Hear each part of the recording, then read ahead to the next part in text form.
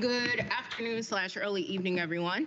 Today is Tuesday, August 26, 2025. The time is 4:01, and I am calling to order the Monroe County Council special session. Here present in the Nat U. Hill room are Councilors Liz Fido, Kate Wiltz, Trent Deckard, Peter Iverson, and Councilor David Henry. Not present is Councilor Hawk, and I'm not certain if I see her online. But nonetheless, we have quorum and we have a busy agenda after this.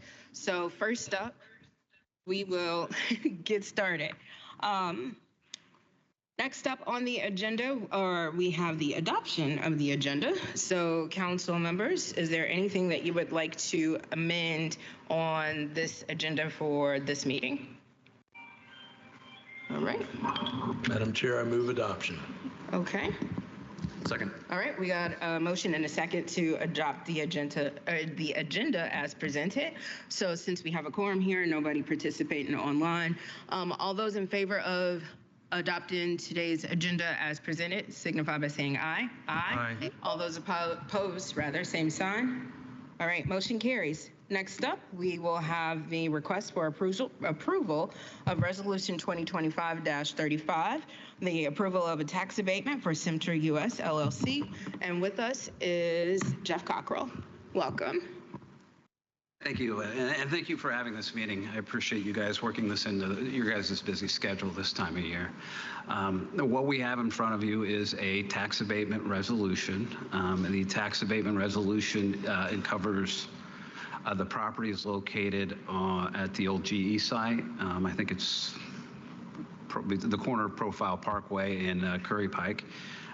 That area has already been declared an ERA. It was done so in 2017. I believe it began January 1, 2018, when the previous owner purchased the property and we're going to go through an expansion project. So that part is not, typically when we do a tax abatement, we have a 2-meeting requirement because we have to declare an ERA, which is a 2-meeting process. We don't have that today. So what we are looking at is a granting of a tax abatement for that property, for both real and personal property. And the company is going to make a presentation on all those things. I just want to go through, because we also have an MOU associated with that, and I think that's where the differences between our typical tax abatement and this one is. The property we've had, this will be the 3rd tax abatement that we have considered, or that the council has considered, and the first 2 were approved. However, neither of the first 2 did exactly what we were hoping for, and that it's still a vacant building, and it's still is in the heart of our TIF areas outside on the west side. And so what the MOU does is really a couple different things. The first thing is in our 2024, the council approved a resolution for a tax abatement at it's Simtra USA LLC, formerly Baxter Pharmaceuticals property, just to the south of this on Curry Pike, 927 Curry Pike. They have not completed that project yet, and so part of the request is to give that project an augmented abatement schedule, and I'll get into that in a little bit of what we mean when we say augmented abatement schedule, and then also do a similar augmented abatement schedule for the renovation of the building on GE, or the old GE building on Curry Profile corner, and then also the first production line that they put into that building. And what that augmented abatement schedule, and it's a little variable because we have benchmarks we want them to hit, but essentially it would give a 100% abatement for the first 3 years, and then a 90% abatement for the next 3 years, and then hopefully a 90% abatement for the last 4 years, but that's dependent on them adding not just 1 but 2 more lines to that facility. The first line would have to be in place by 2030, and the second line would be in place, I believe, by 2033. So in order to get that augmented to 9 years and 90, they have to. And when we talk about a production line, that is at least current current value, probably $100 million, plus at least 90 employees working on each line. So it's a significant investment from the company, and it's also a significant number of employees. They are expecting the salaries to be at least $70,000 per year for each of those, and that includes bonuses and the total employment value to the employee.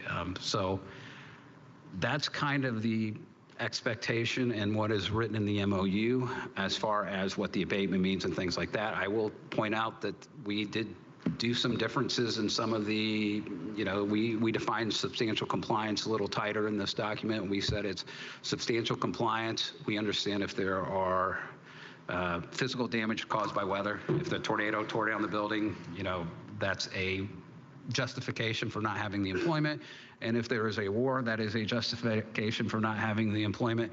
Anything else, they've got to come to you guys and determine whether that justifies, that is a factor beyond their control when looking at whether they made that substantial compliance.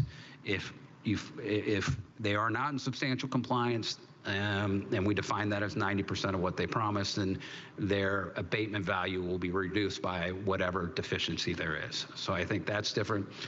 The other difference is there's a trigger point that says, hey, if you commit to putting a third line in, then and that third line would not be constructed until a few years later. If that third line is not constructed, there's an automatic clawback where they have to pay the difference between the value of the abatement that they had been paying and what it would have been if that commitment hadn't been made. And so that's kind of going to the 70-50, the 70-60-50 numbers.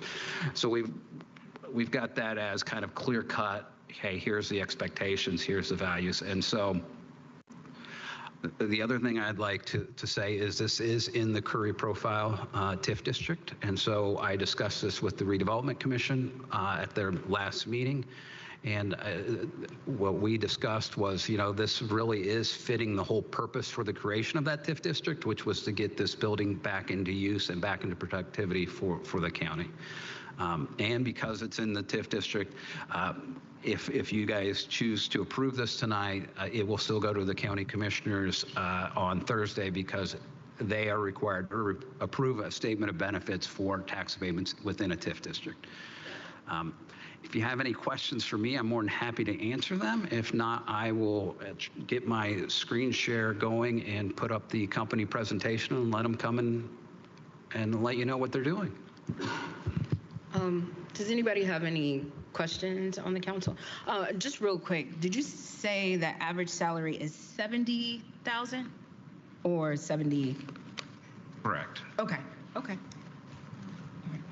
Yes, Councilor Wilt. I've had a very busy day, so I'm just making sure, when was the latest copy of the MOU shared with us? Is there a new copy today? I think what Councilwoman Wiltz is referring to, she sent me a copy, a draft that had a few typos in it that I corrected, and I'm not sure if I distributed it to the council as a whole, but they weren't substantive changes. It's substantively the same as than what I'd seen. Correct, and I added the resolution number to that MOU as well. Okay, thank you. Anybody else on this side have any other questions? Okay, looking over here, Councilor Henry. Thank you, Madam President. Thank you, Jeff, for putting together the document and working with SimChair to get us to a place today. This is exciting. I'm very much looking forward to supporting the overall abatement. I do have a question about the MOU, because there are some novel things, or at least that are new to Monroe County, that I think need to be at least publicly brought out and discussed a little bit. And I want to draw our attention to Section 2, fee for deduction, which is the piece under code that I've read a few times. I'm trying to understand the process of a fee paid to the county that shall be sent to a particular entity. The word "shall" has my attention, and to kind of walk through what this is as a piece of the MOU. It seems like precedent setting. It seems like so I guess I have some questions. Have we done this before? And where does that put us in terms of future abatements where we might see things like this in it? Well, I guess there is a provision in there, and I would start off by saying that the BEDC had no involvement in this discussions with this. That there's a state code provision that says when a county council approves a abatement, they can, if the company agrees, charge a fee for that. Now that fee has to be then forwarded to a and the language, exact language escapes me, but basically it has to be forwarded to a not-for-profit who is helping with economic development. And in the community, I think there are a couple others, maybe municipalities, if they have that kind of department, I think that could also be used. But this specifically says that it would be utilized to the BEDC, but only in the event that the BEDC is still in existence, still not for profit, and still doing the economic development of the community. If they're not, then it would go to how the county council directs it. Okay, I guess my follow-up comment or questions for others so I can fully understand what we're doing here is, again, the word shall, right? So when the council does decide to provide resources to community partners that deliver services for the county, we evaluate that yearly, right? What's the annual report? What have you done for the community? The word shall infers we get a fee and we pass it through, and it really isn't a discussion at that point. Am I reading that wrong, or is there some language? And I would open it up to the rest of the council, because I don't fully grasp how this provision got in here.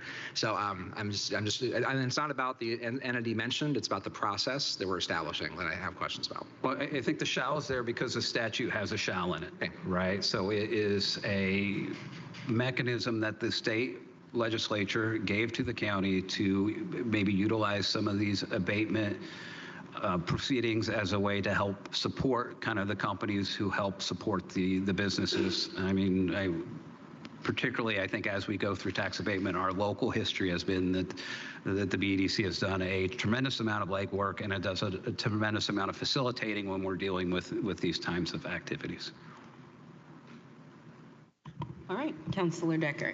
I had a quick question. I know we're really pressed for time, and I want to hear from our friends in the back, but we don't talk enough about TIFs, and I wish we talked more about TIFs.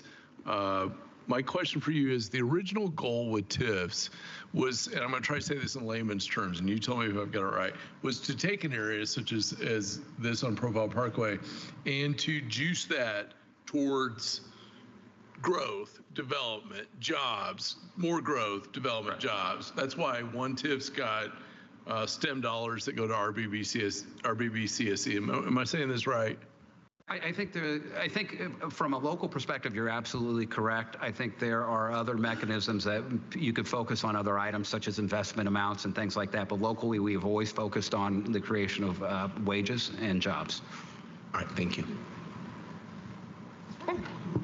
Without any further questions, Mr. Cockrell, you can proceed. I will proceed by inviting the companies to come up and figuring out how to put this, how to share this.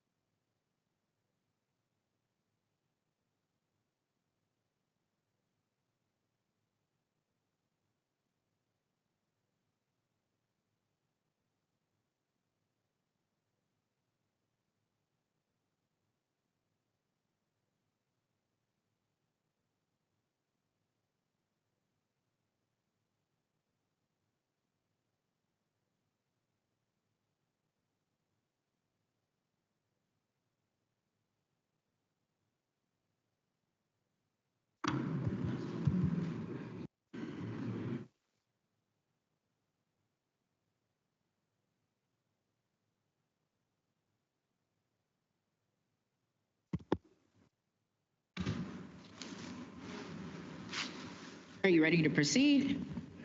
Yes. All right, go ahead and you all can introduce yourselves and you can proceed. Yes, good evening. My name is Pat Adams. I'm the site head or general manager of the Bloomington Simtra facility. Thank you for having us. Hello, everybody. I'm Michael Eichhoff. I'm a principal at Grant Thornton. We're advisors to Simtra. So nice. Thank you for your time today.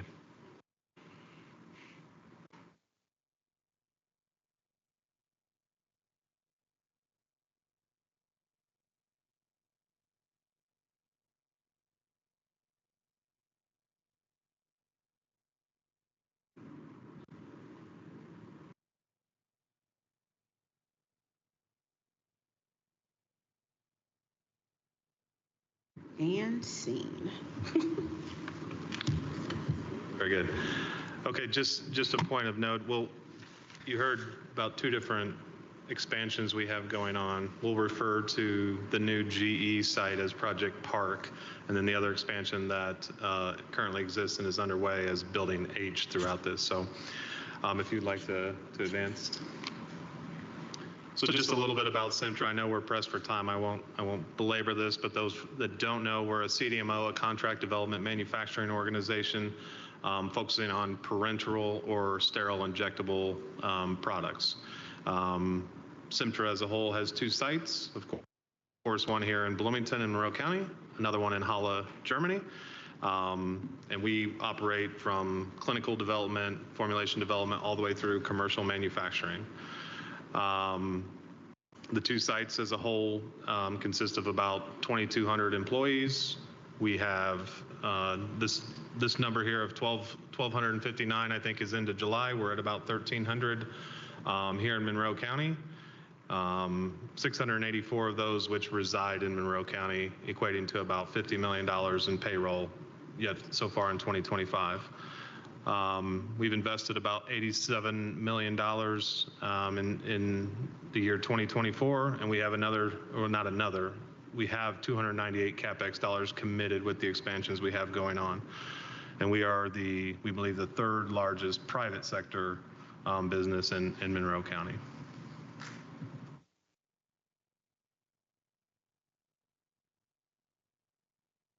Okay, so Jeff went through kind of the incentive ask in detail, but we're looking for an enhanced incentive here just with some of the economic volatility that we're seeing both globally and here in Monroe County. So rapid shifts in U.S. economic conditions. We are seeing growing demand in our business and are at or near at capacity at our current facility, and we are out of space, of course, to expand as we have walked through with some of you all. And then there's pretty significant increase in cost of capital that we're dealing with in the type of the equipment that we use.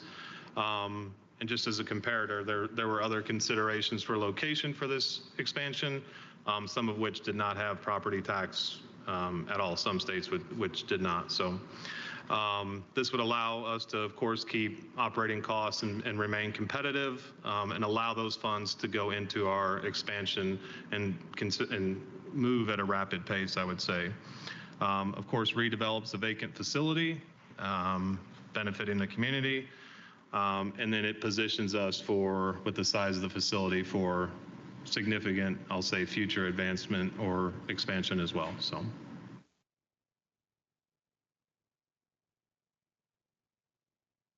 just some details. Again, Jeff went through this in pretty significant detail, but this is the property at 301 North Curry, or the former GE site, or Project Park, as I said, we referred to it. And it will take some significant renovations to prepare it for our type of manufacturing. So this is broken down into the three, I'll say, categories that Jeff walked through there. The first commitment, or I'll say request, and then subsequent commitment, would be one additional line of manufacturing. For those of you that toured the facility, we talked about we intend to introduce highly potent manufacturing with this expansion, which brings a new type of manufacturing to Monroe County, as well as a new client base. really specializing in oncology or cancer therapies, more targeted therapies. So, but that would be to the tune of $241 million, and that would be renovating the site, preparing the site to receive a manufacturing line, and then of course installing the line, and that's committed to have in service by the end of 2029. That comes to with 100 jobs being committed, and then that's what Jeff pointed out with years 1 through 3, 100% of the abatement, and then years 4 and beyond at 90%. Then each 3 years, there's the commitment to add another line and another 90 jobs to operate those lines, with the average wage at least $70,000 each. So. And then just at the bottom, I'm sorry, Molly, part of the request is to amend the existing or the building H. And then of course there's commitments or clawbacks associated with us meeting those commitments for both jobs and investment. So. And then just a visual of the site. So you are looking kind of south to north here. So Curry Pike would run down the right side of these images. So today on the top, the red area represents some of the older portions of that building that would be intended to be demolished. The remaining is in the area of 300 to 400,000 square feet. For those that did tour the site, that's the area that Cook had begun to put some renovations into. And then to the left there, or to the west, is utility building, the CUB building as it's referred to. And then on the bottom left of that image is a separate, roughly 100,000 square foot warehouse that would intend to stay as well. So this gives you a rendering of what the site would eventually look like looking from the south, and that's Curry Pike running down the right side. So what does this mean for both of us? Obviously we talked about redeveloping a vacant facility. For those of us in Monroe County, that site's been sitting in that state for quite some time. It's exciting to look at that rendering. I know that excites myself and a lot of people to site. It really positions Monroe County and continues to strengthen the life science sector that we have here. And really strengthens, I'll say, Simtra's position in that as well, but for the community as well. And then, as I said, the site really allows us to continue to grow and expand in Monroe County, potentially even beyond what's in here in years to come. So, and then for us, it really strengthens our North American footprint. As I said, it introduces highly potent manufacturing, which is something that does not exist commercially in North America. So our business in Holla does support this type of manufacturing, and we know we have client interest in having a North American provider for this type of manufacturing, so positions us well there. Of course, it creates high quality jobs in the life science industry in the community. And then what this does is allow us to move at a more rapid pace and take advantage of the interest that we see from our clients. These decisions to add lines are multi-year commitments. And so fast in our world is not necessarily fast to everyone else. So a decision today means operating in 2 to 3 years.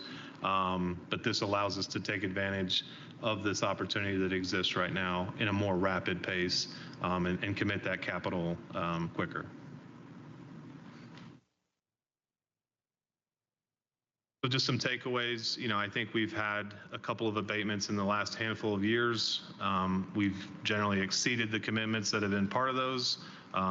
Specifically with jobs, I think we're just over 1.5 jobs for the jobs we've committed in our previous abatements. The tax savings, like I said, this will go back into the investment, the facility at our site, so that we can create those jobs faster. And of course, it will support both short and long-term growth in the county. So additional capital, I mentioned that, new job creation, and we're pretty passionate and really need to be about investing in skilling and upskilling our employees, to to really staff this size of an operation, we're going to have to invest heavily in that. So that's something we're also committed to and intend to continue to strengthen. And then, of course, we're pretty active in the community and tend to continue to do so and even become more so in other areas. So.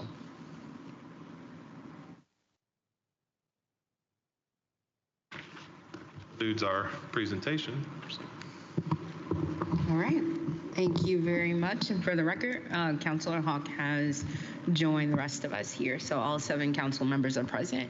All right. I'm going to see if anybody has any questions. I'll look over here to my left to see if we have any. Oh, I'm looking over to my left, but this is my right. I know which direction I'm looking at. Anybody over here to my right have any questions on the presentation? Yep, Councilor Hawk. No, I've been studying this. I don't know whether it's an opportunity for a comment, but since this is in the district that I represent, we're really looking forward to seeing jobs created there. We need that, and this community supports jobs, and it's very important to me that you've met your commitments in the past with the number of jobs you've committed to. So I'll wait to see what the other comments are, but I just wanted to make sure I shared that with you. Okay, Councilor Epperson.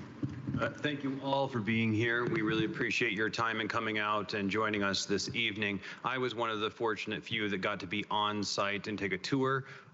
This presentation doesn't even do justice to the amount of space and just the potential this site has to do a lot of what you all are planning on doing. And that's just really exciting to just be out there.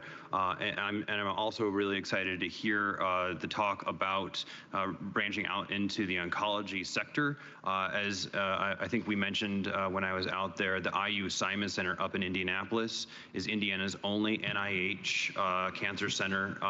And so the research that's coming out of Indianapolis, the work that could be done down here, the synergies that could exist, there's just so much to be excited about, in addition to everything that Councilor Hawk mentioned, that people are going to be having higher than median jobs in terms of wages, as well as being able to hopefully find houses in my district. So we appreciate it. Looking over here to my actual left. Anybody over here got any questions? Councilor Decker. I'm going to join the chorus of folks that have had comments but not questions. I appreciate very much the exchange between Semtra and various county entities to work towards what we see before us. There's about 3 things I really love about this. I love the notion that what was once a GE plant, the community kind of valiantly fought to try to do something, keep something, and I got to watch a little bit of that, that will now have life into it. I love that. I love the fact that the past work that we have done together turned into an excellent ribbon cutting, which I got to come out there and hang out with you all and see some of the awesome things back when I was in Councilor Crossley's role. And it was awesome. The third thing I love about this life coming out there is when you said oncology. Cancer and the scourge that it is goes out those doors. It doesn't know DR or anything else, and it is where eyeballs are at. And I would love to see the notion that, much like this was the community that did some of the first color TVs and Colgate and all those good things with wonderful things, I'd like to see one of our companies take that baseball bat and drive that ball against cancer all the way home and pull a big one down. So if you all could be a part of that, I'd love to vote for that today. So this excites me, and I appreciate very much kind of seeing this and vision of what'll come. Councilor Wiltz. Thank you. I don't have a lot of questions right now. I appreciate the fact that you have spent the past couple of weeks working on some of these terms. I realize that this is a little bit different, at least from our perspective, from what we've done in the past. When it first came to us a couple of weeks ago, I had several other things in my suggestions, my dream, of what might be in terms of the MOU. I think this is a relatively good, attempt at meeting partway. I'm excited to see Monroe County developing in this direction with the biopharma and the biotechnology, because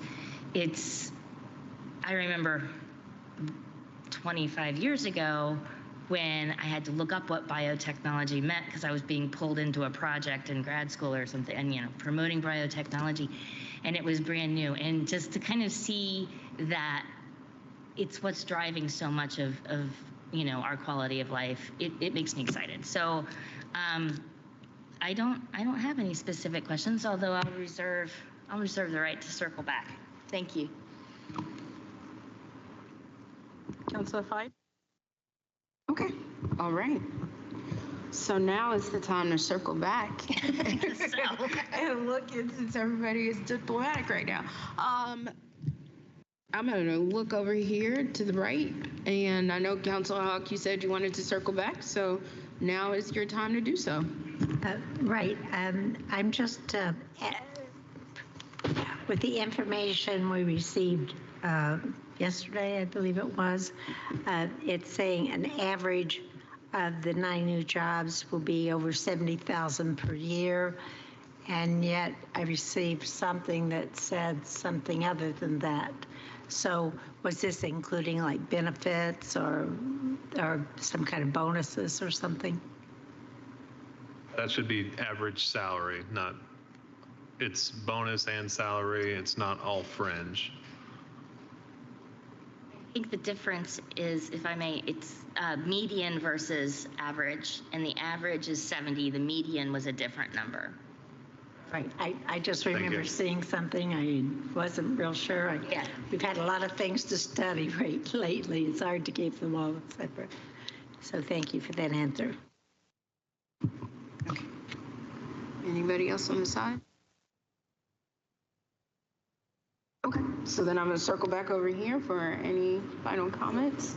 So is this the last call? Yes. Okay. So I think I'd like to delve into, I've been at the bargaining table a time or two. So I'd like to delve into the proposal that I think Councilor Wiltz was referring to that she had made, and I don't know, quite honestly, if you had even seen that. I presume you had. Is that not true? I think what I put together was more of an informal. Internal? Yeah, it was more of a list of here's what the dream I would like to see, and I think handed it to Mr. Cock. Okay. Use. Was that shared?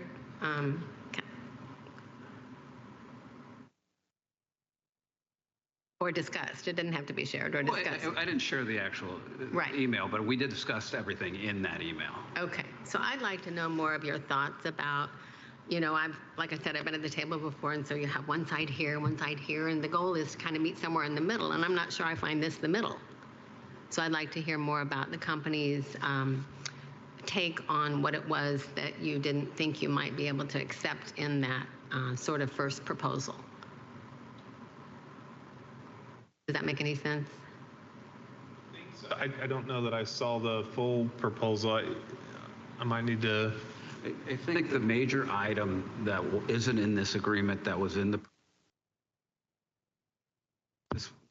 was the trail, and the construction of the trail was the major item that I think did not make it into this. And then there was some differences, as I remember, in the percentage of abatement each year. Is that not true? The table is different than the one that I sent you. What? Oh, it's different than what Councilor Wiltz had originally suggested or put out there. Okay, and I can kind of explain how the back and forth went with the table. I think what we had originally said was, with the back and forth with the table, only included the addition of 2 different lines, right? So line 1 had a trigger and line 2 had a trigger. Working with the company, they were, what if we did a line 3 and had that a commitment for that, and that was that add an additional trigger. So I would think the company might think that might be sweetening the deal somewhat, right? Or not?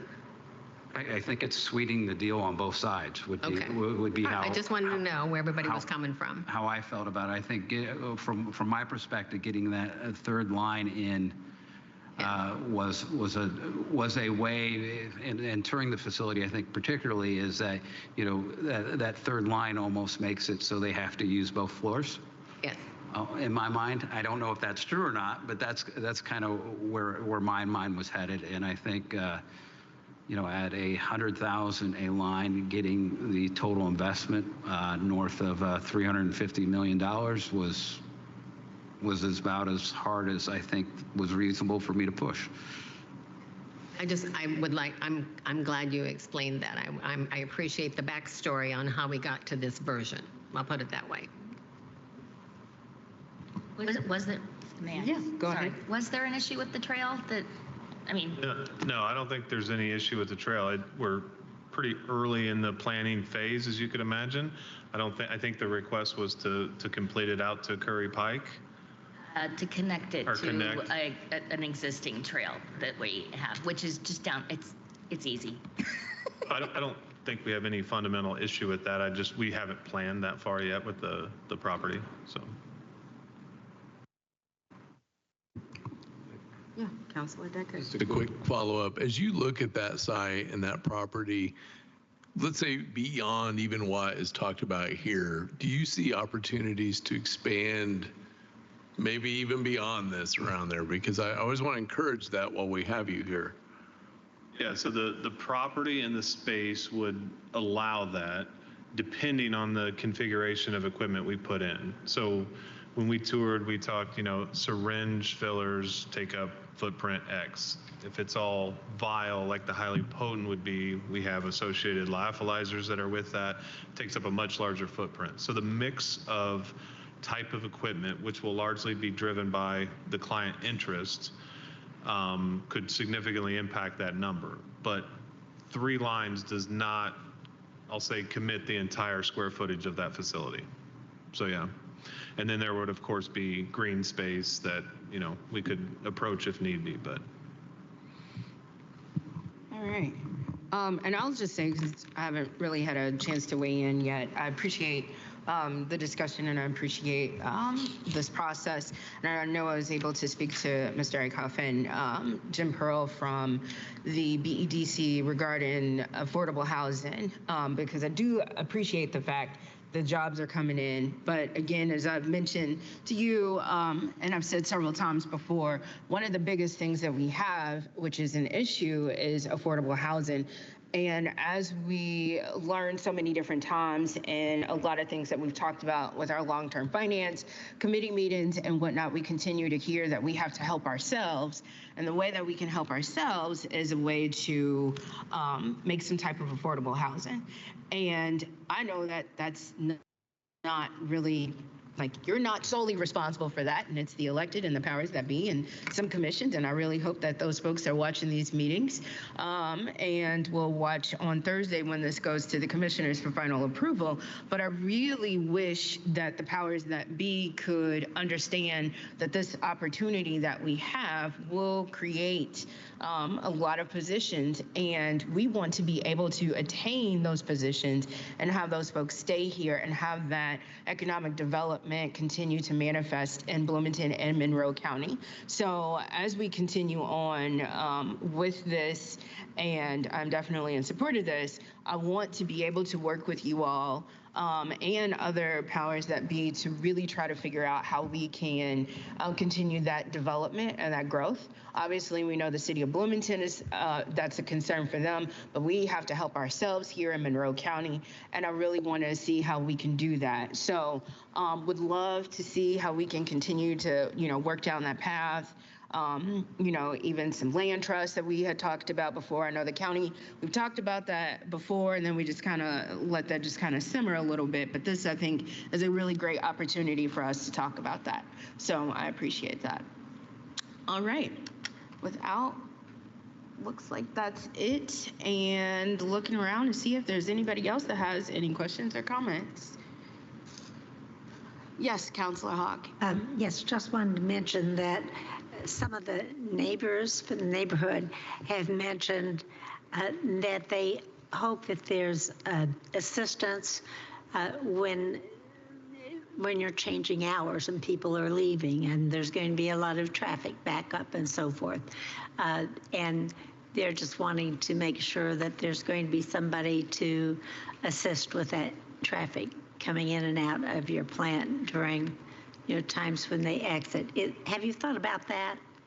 Are you referring to the new GE site or existing? The people, the GE site, is the ones who had contacted me, but Sure. which I don't know what you do at the other site when it's Like time, during when shift it's change, quitting when the time and people get to go home. Yeah, so at the other site, we've opened up so that we now have an entrance on the east side of the property off Liberty and an entrance off the west side off Curry Pike. And for the size of that site, that accommodates, so we're looking to not have traffic backed up on the road. It's a safety concern for us, so we were able to do that. At the new property at the GE facility, there already is a light at Curry Park where you can entrance. Right. And then there's also an entrance off Profile Park as well. So we'll stagger where the visitor and the employee entrance is. Those are things that aren't fully developed, but we want to avoid the same thing. It's in our best interest and our team members' best interest to not have that as a safety concern. So, Thank you. Yep. Thank you. Appreciate it. Council, I move to approve Resolution 2025-35, quote, approval of tax abatement for Simtra US LLC. Second. All right, we got a motion and a second. Is there any further discussion on this particular item? Madam President, I have a motion to amend. Okay. What would be your amendment? I'd like to make an amendment to the MOU to strike Section 2 fee for deduction and open it to discussion. Okay.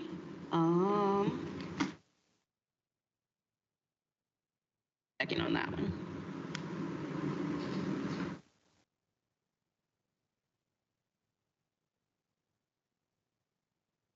Since there's no second, the motion dies. Okay. Right. Yes, Councilor Iverson. My question is about the reference in the MOU to the resolution, and my understanding is that the MOU if the resolution is passed, the MOU goes into effect. We don't have to vote separately on the two documents. No, the resolution approves the MOU, but it still requires a separate signature. Great. Okay. Looking at the time, we need to do something here. So any types of additional discussion on this?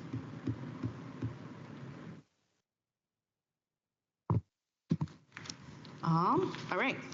So I'm sorry. I would, since usually we have a motion in a second, we can have public comment on this.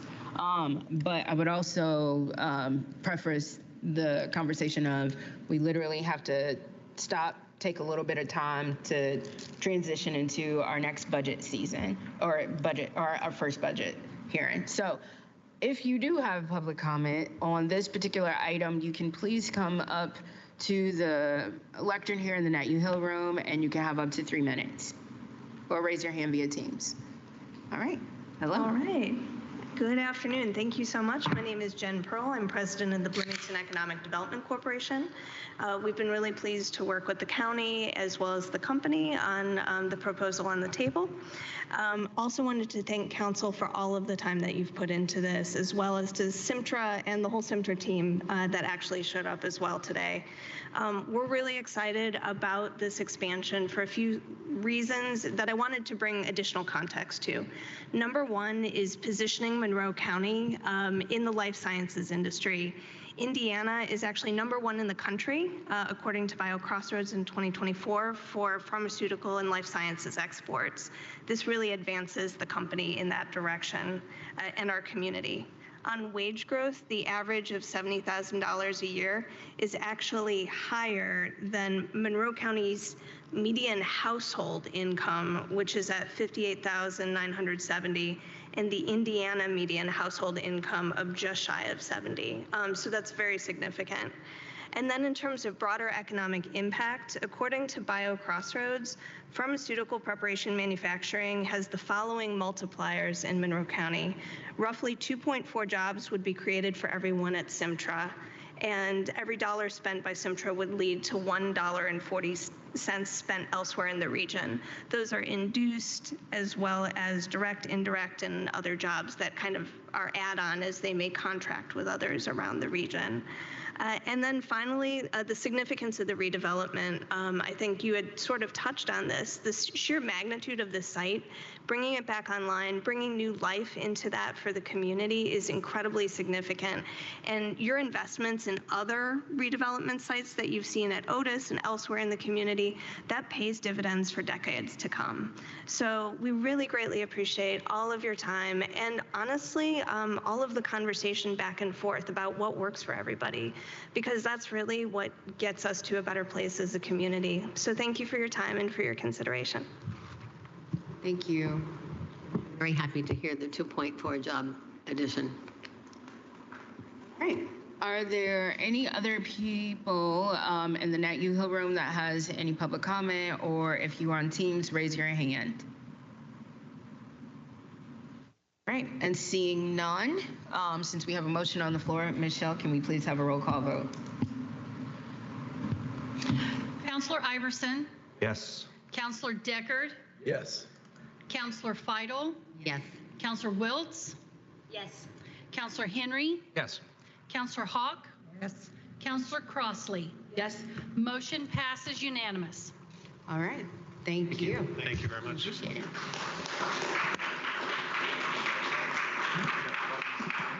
All right, well, that concludes the business of this special session, and so we are adjourned. Thank you.